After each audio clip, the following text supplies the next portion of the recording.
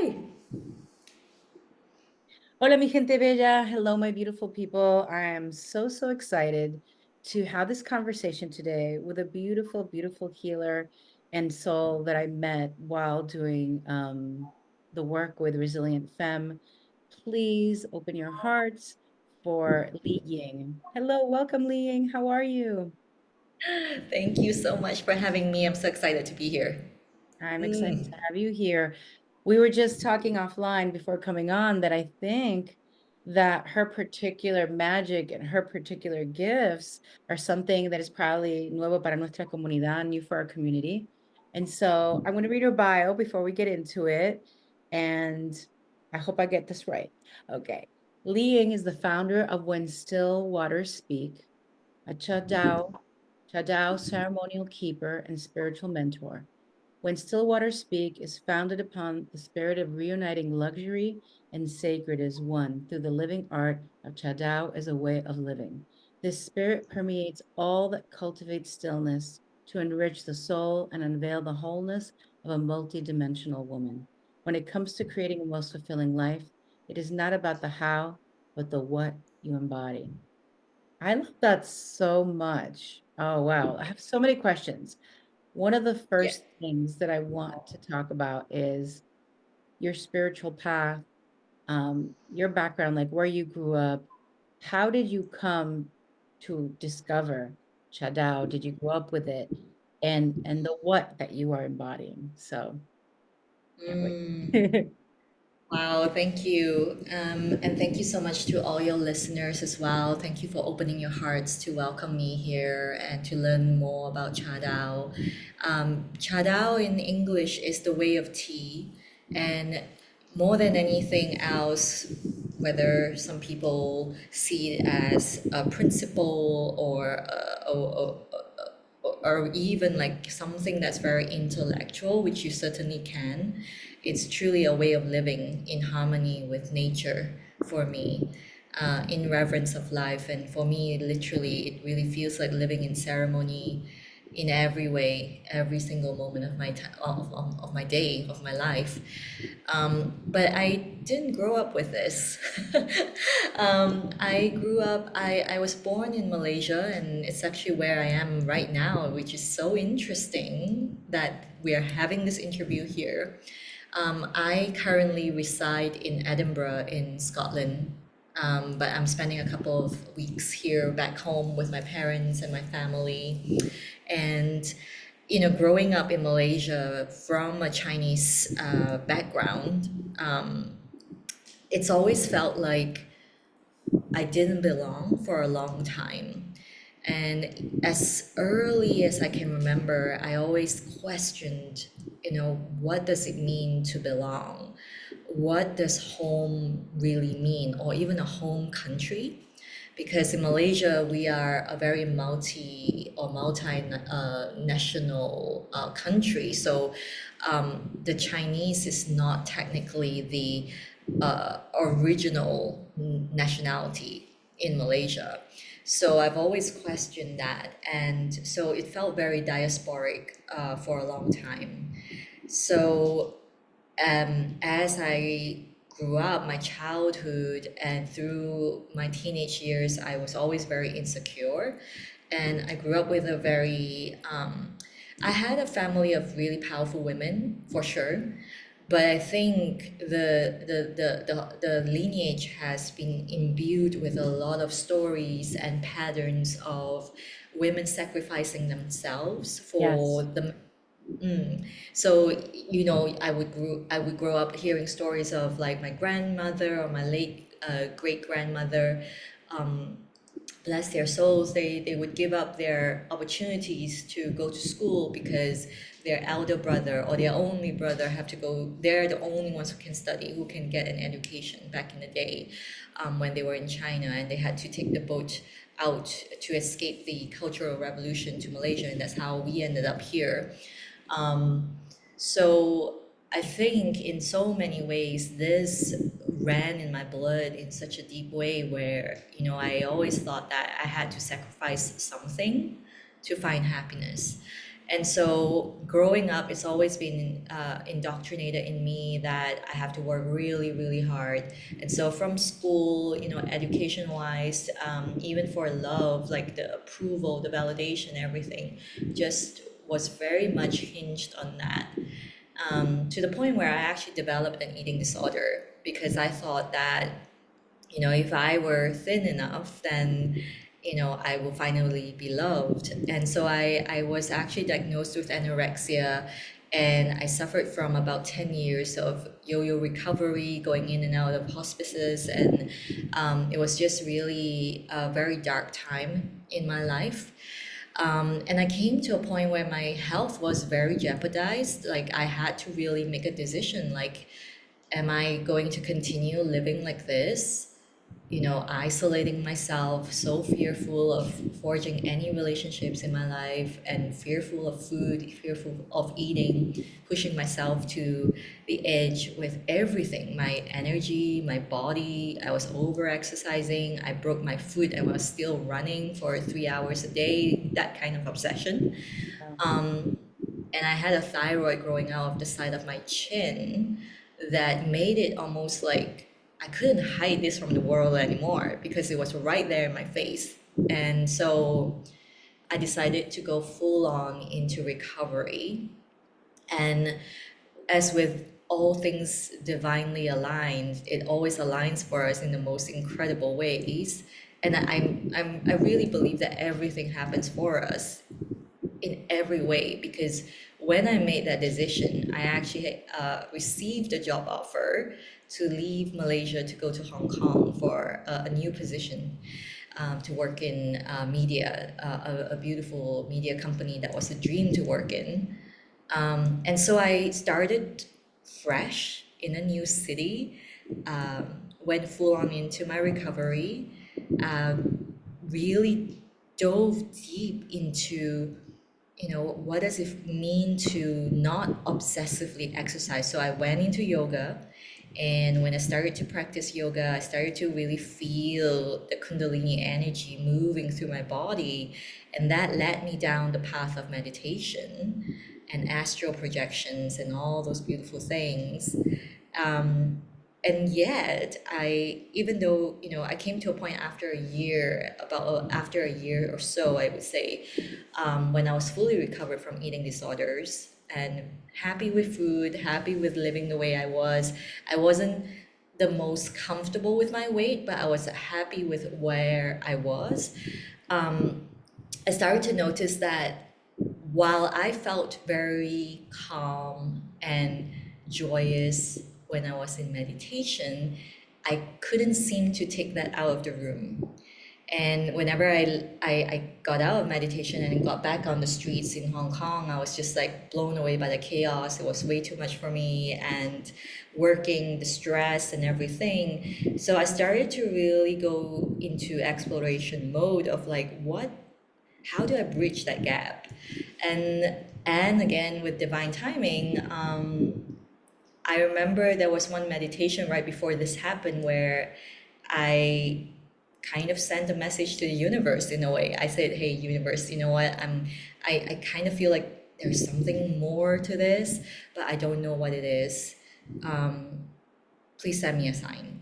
And I got a media invitation to a tea ceremony, and I was like, you know what? I really love tea. Of course, let's do it. Let's go. And at that time, I was literally like like a David's tea kind of girl, like herbal tea, peppermint tea. I shied away from Chinese tea all the time because I grew up thinking, oh my gosh, that's what you drink at dim sum restaurants, you know.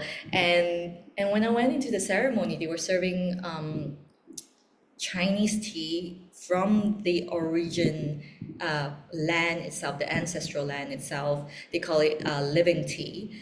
And it's biochemical free, agrochemical free, and it's artisanally made and all of that. But what really struck me wasn't that. It was like that experience of walking through a portal, like literally going through the threshold of the door, sitting down and receiving the bowl of tea in reverent silence, and feeling for the first time in my entire life this is what home feels like. This is what belonging feels like from within. Not with the people there, but like from within, I understood what it felt like. And in that very moment, I was able to feel the presence of all my ancestors, the women sitting there with me. I could see my grandmothers sitting next to the cauldron, waiting patiently for the medicine in the cauldron to come to boil, come to perfect boil, because it takes hours and patience and it has to be that right note. And it just all collapsed time and space in that moment where I heard Tea Spirit speak to me and say, you have to go and serve tea. You have to drop everything you know and go and serve tea. And that was it. Like, I took a huge leap into the unknown. I left my job, and at the same time, running parallel to this whole thing that was happening and unfolding was my now husband, then boyfriend, asking, would you like to come to Edinburgh and live with me for a while and see how you feel? And then maybe we could get married in the future. And it just felt like a no-brainer, like, yes. And honestly, I made that decision, which a lot of people thought was crazy because I left everything that was going really well. But I really felt that was a certainty, that was a gift from tea to me. And that's what Cha Dao has been able to do, not just for me, but this is the work that I do, is that we get to play in the mystery. We get to understand what the mystery is and not fear it and not have to control every outcome, but rather really live the mystery and be that embodied wisdom walking through the mystery of life. Because ultimately, when you're willing to be in that unknown, you're opening doorways to limitless possibilities. And that starts with presence, so really knowing who you are. Because so much of our thoughts, our behaviors, our habits, we think that we made or we are making decisions that are based on who we are, and I'm making quotation air quotes here, but so much of that, if we're not aware, they are actually conditionings, they are actually thought patterns that were on repeat that were given to us since childhood. And then we sit back and we wonder, like, why did I even do that when that wasn't even aligned? And so this is a process that really centers us. And in the chaos, like I was saying in Hong Kong, to find something so beautiful in the chaos of a place like Hong Kong is so symbolic, because this is what it is. It is being that stillness in the movement, the movement that is so fast, and yet you can be in this still point.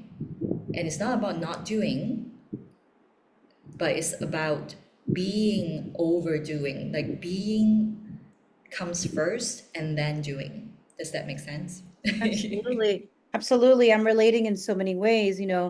Most of my audience is Latino. There are also other folks listening as well, and welcome everyone.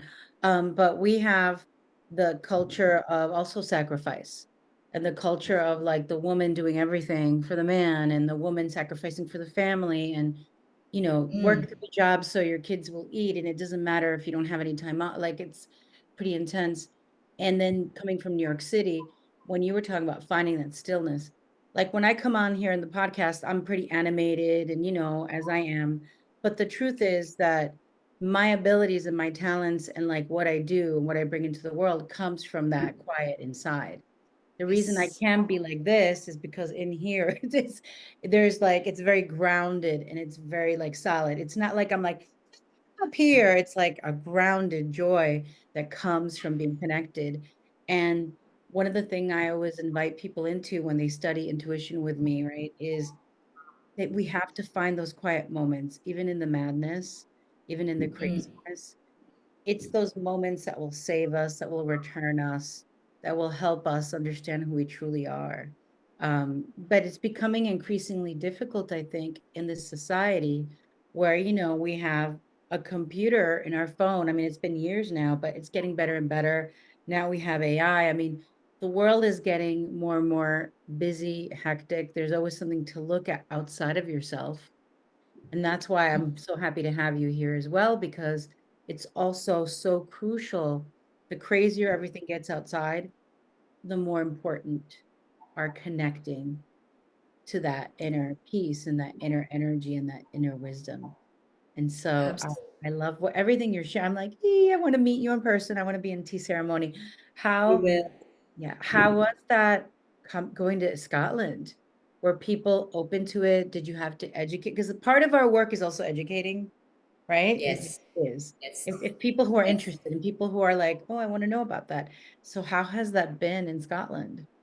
You know, we were chatting before we came here, came on about like the times that we had during the pandemic. And, you know, the funny thing is, when I started to do this, I started off right before things came into lockdown. So I was just really serving tea and inviting people to my house. And I was just educating them about living tea, why it's different.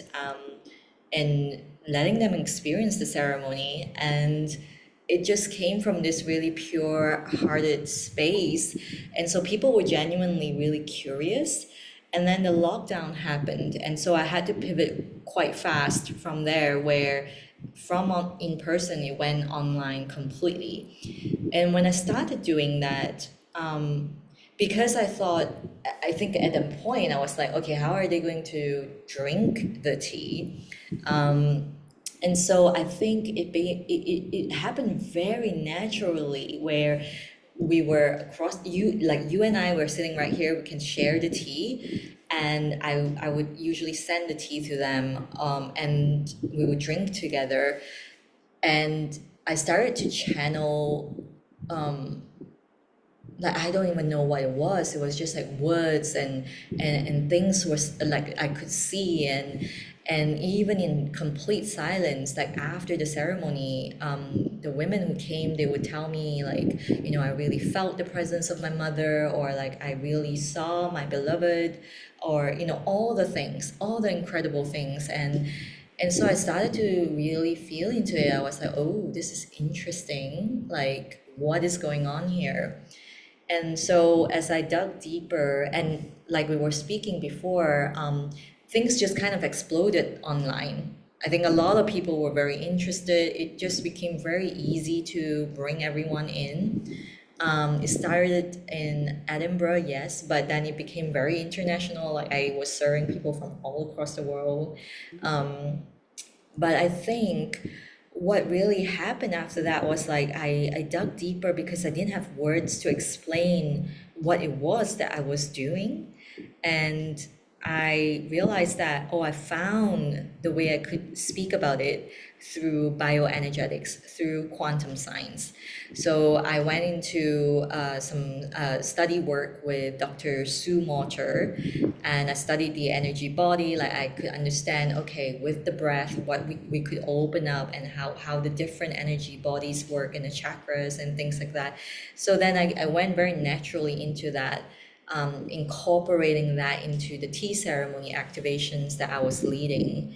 And yeah, and then it just continued to evolve. And last year, I was at the Shaolin Temple for a Qigong study retreat again. And then now I'm continuing to study the internal arts of traditional Chinese medicine, of Taoist alchemy. So it's just all been a very natural progression. Things are opening up right now, not gonna lie. So it's another fresh page of challenge, I would say, for sure. Bringing things out differently, educating differently, because there are so many different other things people get to do now, you know, in that sense. And so, why tea, why ceremony is a thing that I feel like, you know, it's been quite an interesting journey to share. And the interesting thing is that the more I do this, the more I realize, like, it is an experience that you have to experience to really understand what it is. And I know a lot of people say that all the time about different modalities, but the more simple I can keep this, so that when you experience it, you can feel the unique transmission, because T Spirit has a very unique transmission for each person. The more powerful the experience is, and I have to trust that, and I do trust that fully. So yeah, it's been a very interesting ride in Edinburgh, especially. Yeah, definitely. Wow. I know I dream of going there because I also do improv. So I want to perform at the Fringe. We'll see. We'll see what happens. Yeah. So when you said that, I was like, is this a sign? Because I perform in the Fringe here where I live in Harrisburg. But I love that you came on. I love that you decided to hear the call and heed it, um, and kind of take you where it does. And that's a very crucial element in, I think, our spiritual path and also in our business path. Because listen, we Mm, can study all the systems. I know people who have all the certifications and the tarot cards and the this and the that, but then they're still doing it through an intellectual perspective of I know this and I know the chakra and I know this, I know that. But the healing doesn't happen solely in here. And I do hypnosis as well, but it doesn't. It's integral. And so at some point we have to embody the wisdom, letting go of the yeah. mind. And that's where we go into the unknown. But I know that Yes. I've met so many spiritual people who haven't gotten there yet. And it's like they want to hold on to control. Mm, They want to hold on to the control, even though they're like, I can tell you the numerology year and I can tell you the astrology, the cleanse, right? And it's like, it's not just about information. It's not yeah. just about information. There are people who don't have any information and will channel wisdom anyway. The information helps us. It helps us speak in different languages of modality, right? Yes. But at the end of the day, we're invited into the unknown, and that's how we discover like who we truly are. And that's really, I think, stepping into the unknown is actually the surrender. Like people say to me, "What are you best at? Are you best at hypnosis, psychic ability, reading?" And I go, "Surrender." And they're like, "What do you mean?" You know, when spirit goes, you can't go back to corporate. Like for you, it said leave. For me, they let me go right before major surgery. And there I am, you know, and United States is not like other countries. We don't have free health care in general. I mean, maybe, but that's you have to be at the poverty level, right? So if you're not, it's really hard to get. Um, there's so many things, so many challenges, and it's not like Europe at all, where people have a lot of help to build their business. Here, it's a deep struggle in many ways if you don't have like wealth. And everything I say, everything that I've ever received, and everything that I love about my life was Mm, received because I had to let go of the known and I had to throw myself over the cliff and discover that I could fly. You know, like you don't know how big your wings are, you don't know how wide they are. You're just like, okay, spirit told me to jump. I don't know how I'm going to land. I don't know what's going to happen. And then we do it. And I do want to caution anyone who's listening not to now just quit their job and say goodbye to their marriage and be like, I'm going to get in my car and drive, right? Because I know teachers who told people, follow your bliss.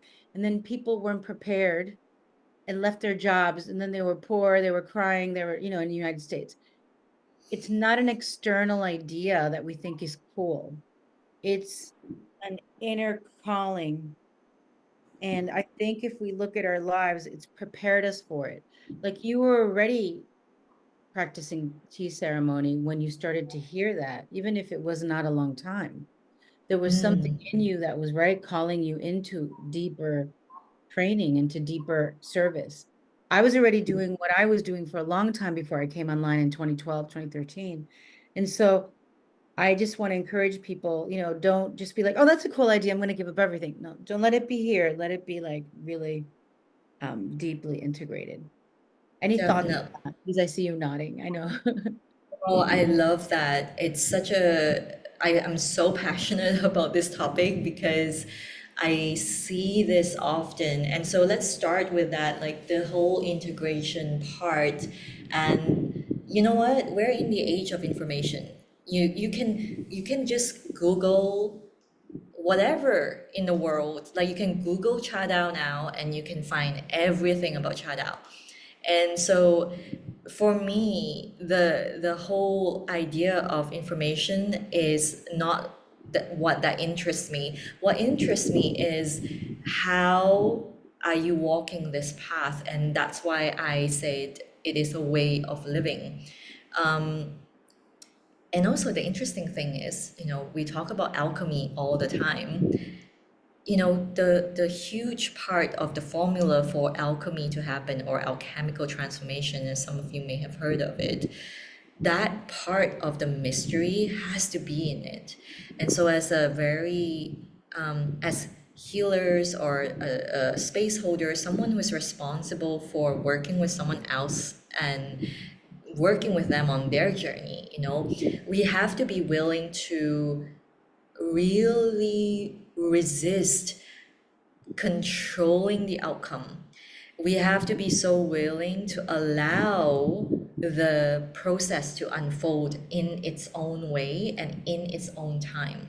And the only way we can stand fearlessly in the face of, I don't know what's going to happen, I don't know really what shadows are going to come up, is that we have to meet ourselves so deeply and so unwaveringly. And this goes beyond courage. This actually is a solid knowing that every part of us, the shadow, the light, it is part of our wholeness.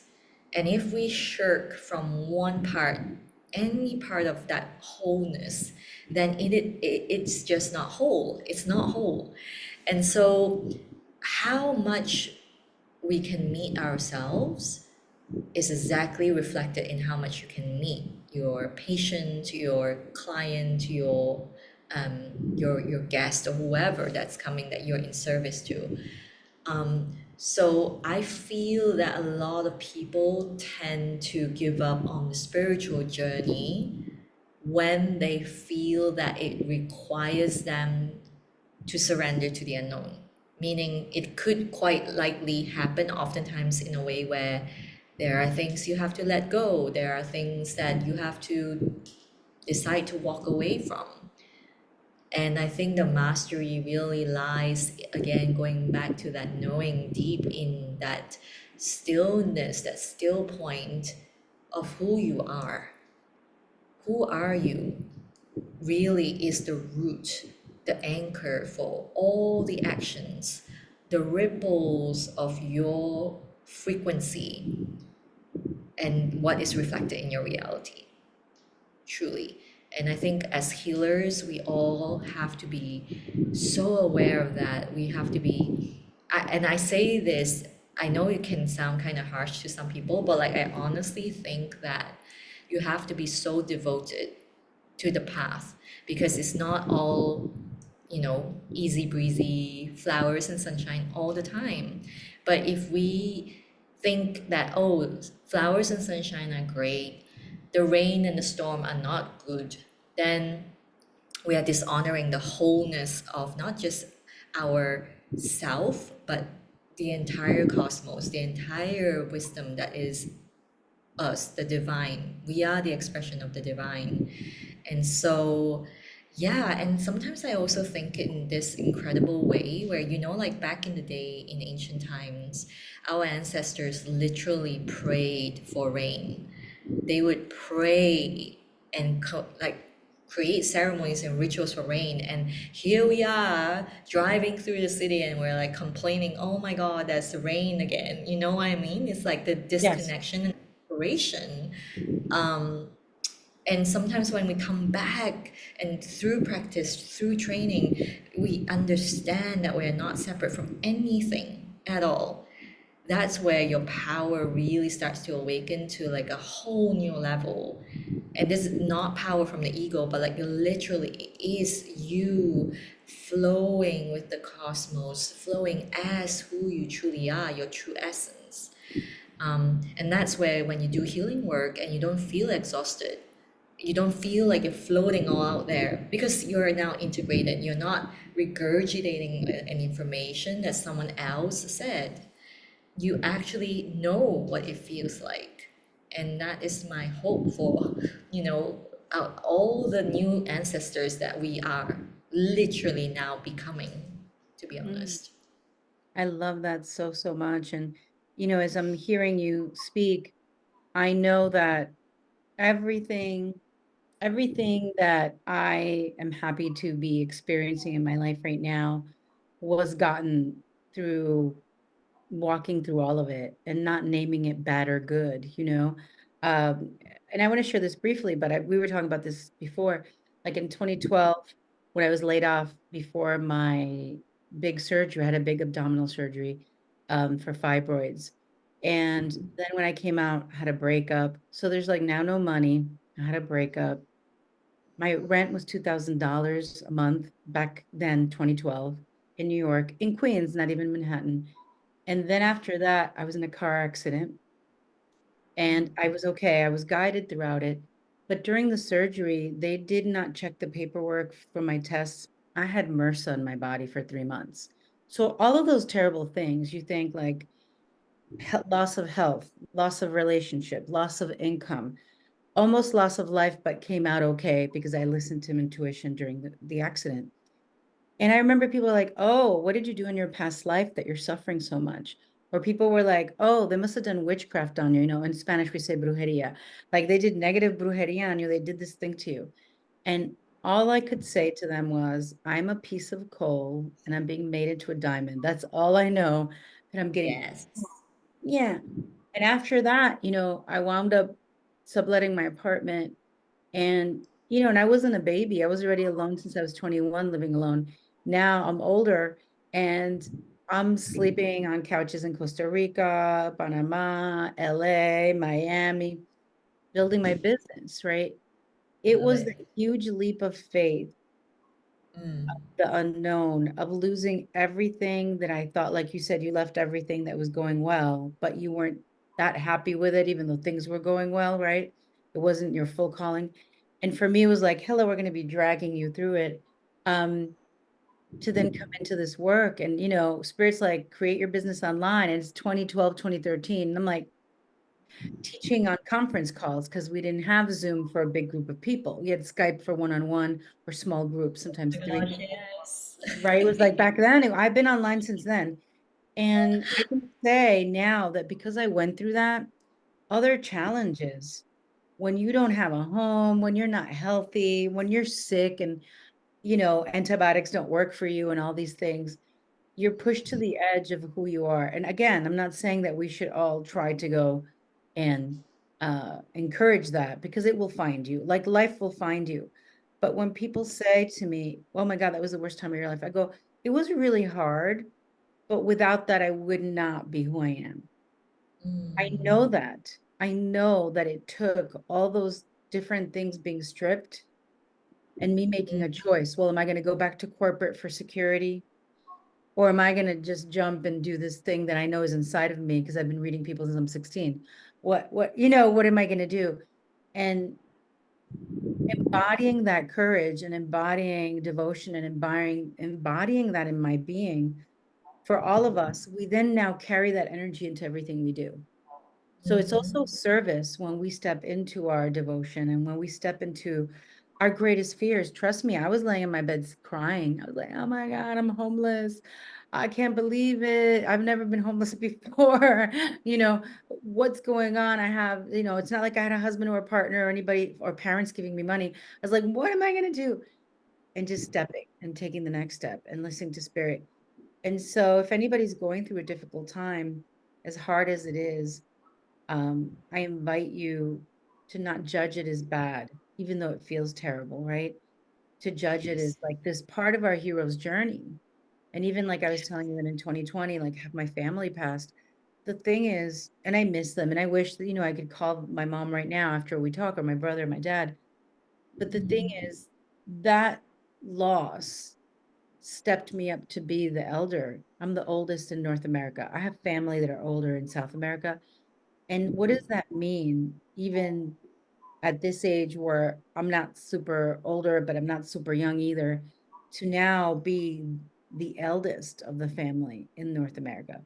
And so these are Mm. things that have pushed me now to be more fearless, to be like, I'm going to go perform improv. I'm going to go sing. I used to sing when I was younger. I'm going to produce a show, all these things aside. And so when we also step into the unknown for our business, for our spirituality, we could also discover love. We discover love for ourselves, but we can invite love into our lives, invite more of ourselves. Like you said, if we leave a piece out, right? Like I've come into like my artist fully now, and I've been one throughout my life, but and so what more? What does the grief tell us? What does the pain tell us? What is the loss? What is the joy?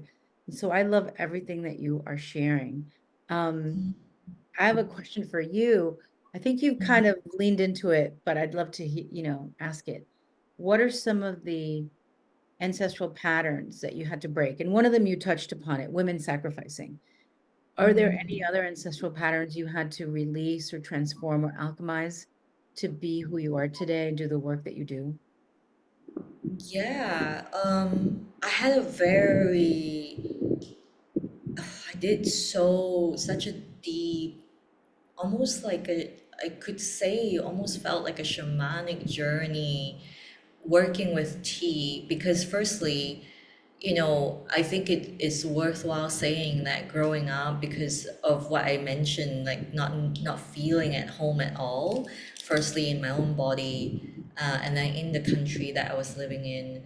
Um, and it's interesting because right now I love this country. I love everything about me. And I can say that it really is a testament of what happens when you fully own who you are.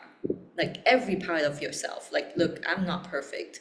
What you just said there, I've gone through the deepest depression where I'm such a bubbly, positive person most of the time. So it was a very foreign feeling. But I remember sitting on the couch, windows wide open.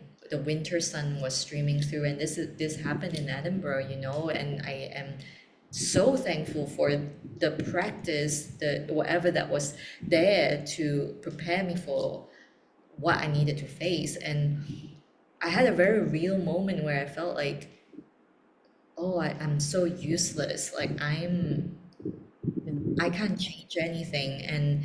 And for a real moment, I really felt like I wanted to just end it there, like just take myself from this earth. And nobody could understand, nobody could really, that sense. And so I totally understand anyone who's going through that moment, and to really, and that this is just what I wanted to say. I know I deviated a bit from the question, but I wanted to really say this as well, where you are so loved.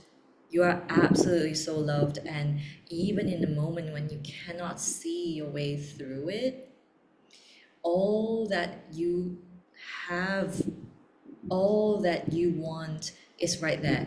It's there. It's there even though you can't see it in your reality.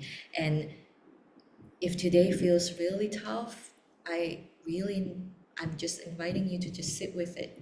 Whatever that wants to come up, just embrace it. Embrace it in the sense of really, I can almost see you hugging it, just giving it that space to be seen. And you'll be so, I mean, I feel like that's the shift that happens because, I mean, I can speak in terms of your body uh, functioning itself. It's like you are allowing energy to move. So it's not sitting there, uh, literally becoming calcifying into a blockage of, things that can come up in different ways, like, an illness or some form of accident. I truly believe that, these things are presented to us to really guide us back to our true essence, everything. So this is where you must remember you are always allowed to receive support, always, always. So anyway, going back to what you were saying, I think the one thing that really came up very strongly, the ancestral pattern itself, is having to do everything on your own. And that's why that memory popped up, because um, I remember growing up just listening, hearing this all the time, where it's like, I remember hearing that from my grandmother, from my mother, where it's like, if you want things done properly, you have to do it yourself. And you shouldn't tell anyone that you're struggling. You have to be like this perfect front and this perfect, like everything is okay. Because if they know that you're suffering or struggling, then they will use it against you like in 10 years time or something like crazy like that, right? Like how crazy the mind can go. um, so I had a moment where it's so interesting, because we were talking about this ritual where um, they would do this physically, where they would create this banana boat, literally a banana boat, and put all the flowers, candles, everything to honor the ancestors. And I believe they call it here a sending away ceremony, where they drift the boat down the river physically in the middle of the night, I think after midnight.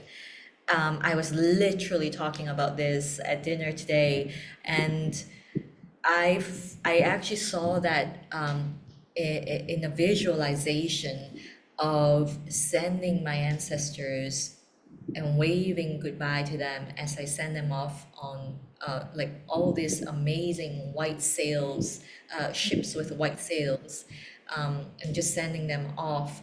And it was such a powerful moment, because I really I felt it, and I say this right now with full conviction, that when we set them free, they actually are so joyous. And I think it starts from setting ourselves free from them. It's not about, and I don't know what you think about this, my love, but I feel like there's a misconception sometimes when it comes to ancestral healing.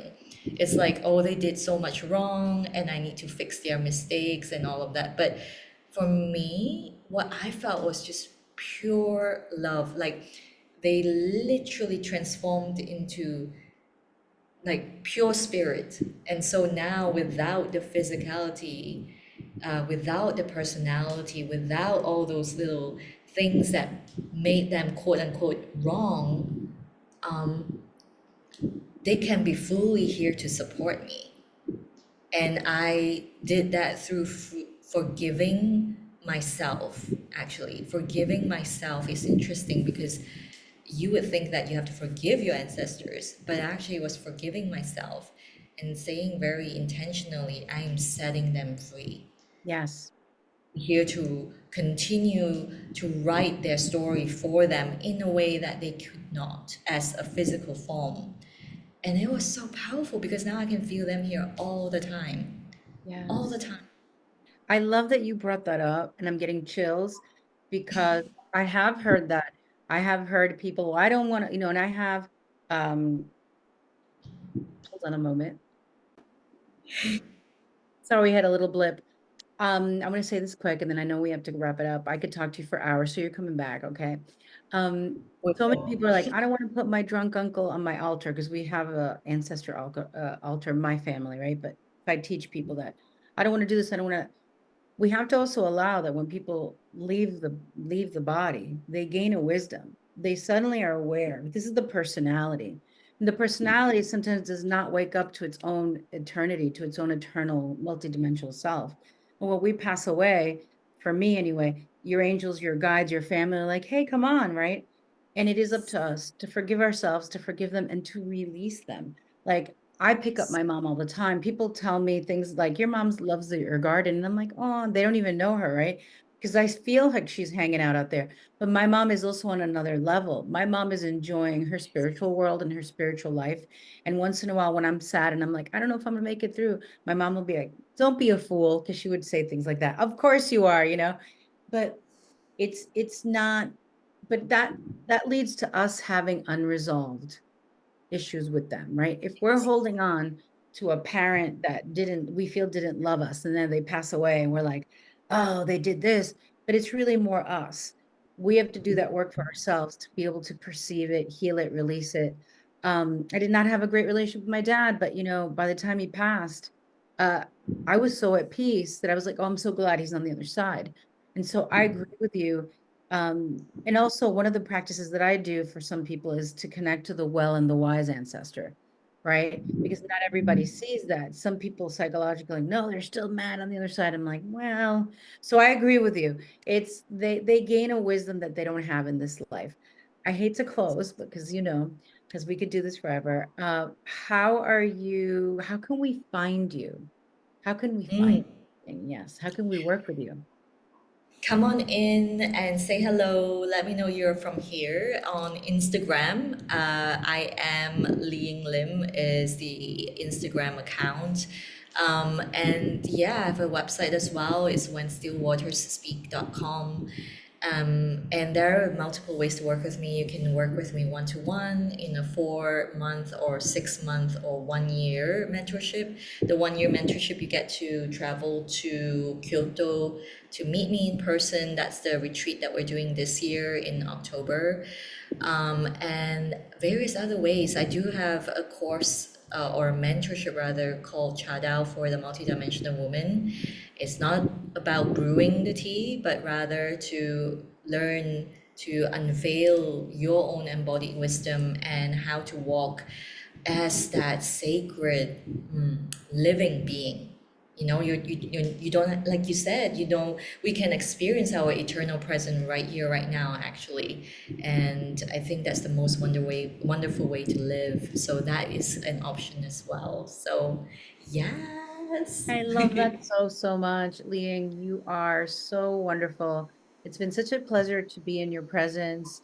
And I feel like even though we're like on opposite sides of the world, that we actually overlap in so many ways. And so I'm looking forward to sharing your work, continuing to get to know you and share you with the world and work with you. So thank you so much, Liang. And Thank bendiciones, blessings, and thank you all, everyone. I know, let us know how this episode landed with you.